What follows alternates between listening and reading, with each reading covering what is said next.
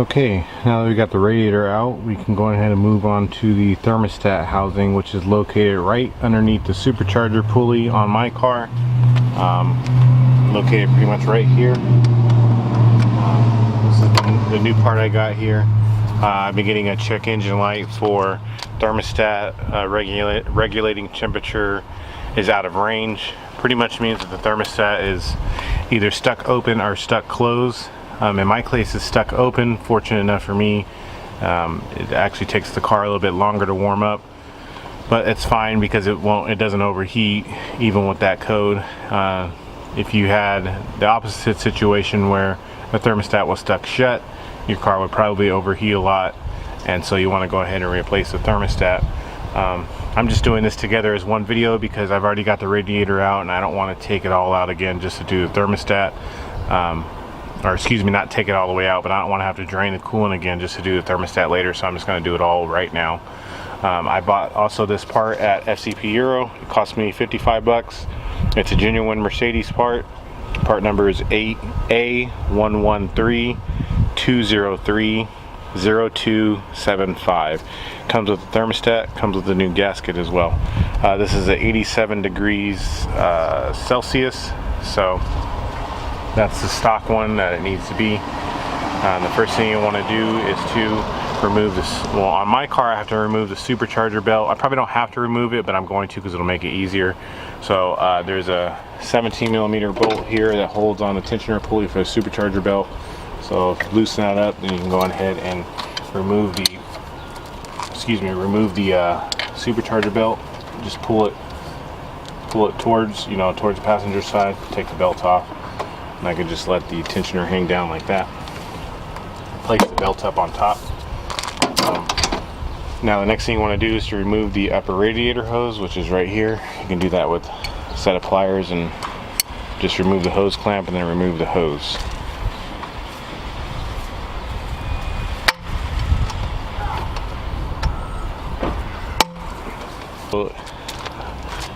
Also in the side of the hose there is a small little tube that goes to the overflow reservoir right here. It's the same type of clip that holds on the radiator, so you can go on ahead and take the clip off and then pull the hose off. Pull the tiny little hose out, the little connection out. And then you can loosen this up and pull the hose out. Okay, after you remove the upper radiator hose and the small hose that goes to the overflow tank, you can go on ahead and remove the two bolts that are holding on the thermostat housing. They're held on by a E10, which is a internal or female Torx socket.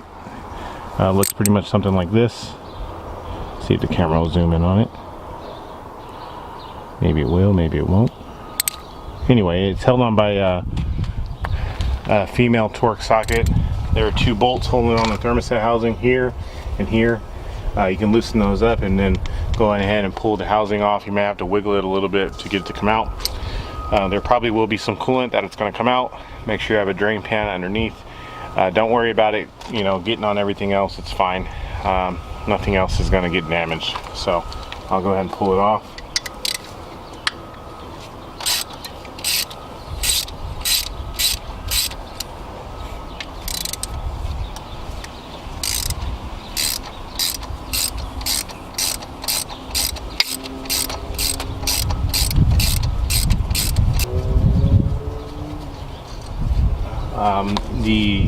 Looking at the car, the left side bolt is shorter than the right side. You could probably figure that out, but in case you forget.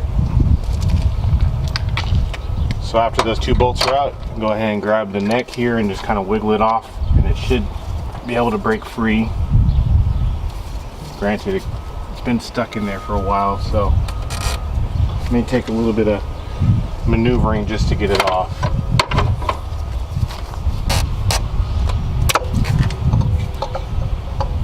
Give it a good tug to come out, and you'll have to tilt it downward to get it to come out.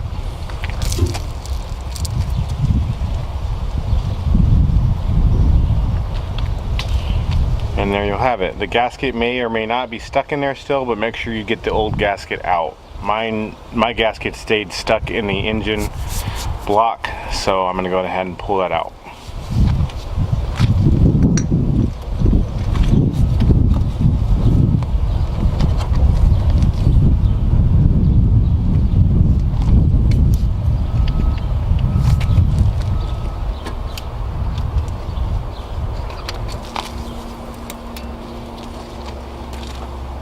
What we need to do now is to go on ahead and install the new thermostat housing and tighten it down.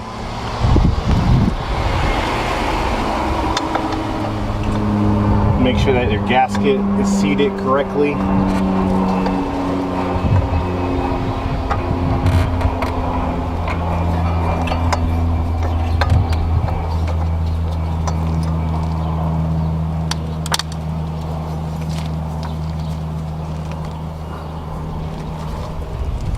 Kind of get it in place, and then the screws will go, when you tighten up the screws, that'll go on ahead and pull the housing closer to the block.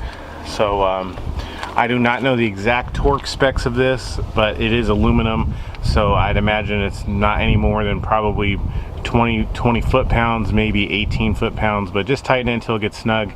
Do not go crazy on it, because the last thing you want to do is break a bolt off or strip the threads. So I'm going to go ahead and tighten that up now. Okay, after you've gotten it tightened back down, you can go on ahead and reinstall the upper radiator hose and put the clamp back on.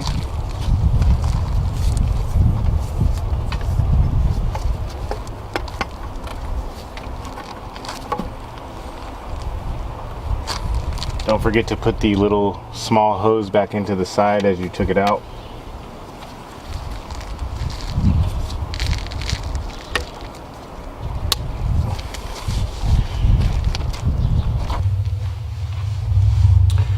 Hey guys, I hope you found that video helpful to you with replacing the thermostat on the W219 and W211 Mercedes chassis. I did film this while replacing my radiator on my car, so I had to go ahead and make an ending for this video. But if you did find this helpful and you would like to see more videos, please do feel free to hit the subscribe button. And also, if you found it really useful, I guess you go ahead and hit the like button and share with your friends if you could. I really appreciate that. If this is your first time here, as I said before, and you liked it, please feel free to hit the subscribe button. Again, this is my personal car I'm working on. It's a 2006 CLS55 AMG. I'm a bit of a car nut, so I like to go fast. I plan to have videos coming up for that car as well, with doing modifications to it as far as making it faster and, you know, handle a little bit better and whatnot. I don't know if you can see the car behind me. It's my BMW. I have a BMW E39 chassis. I'm just getting the motor ready for that car. I'm going to be swapping in an LQ9 with the T56 transmission. So I'm going to probably end up making another YouTube channel for that, so be on the lookout for that. But yeah, I really appreciate you guys showing me some support, and I will talk to you guys a little bit later on. All right.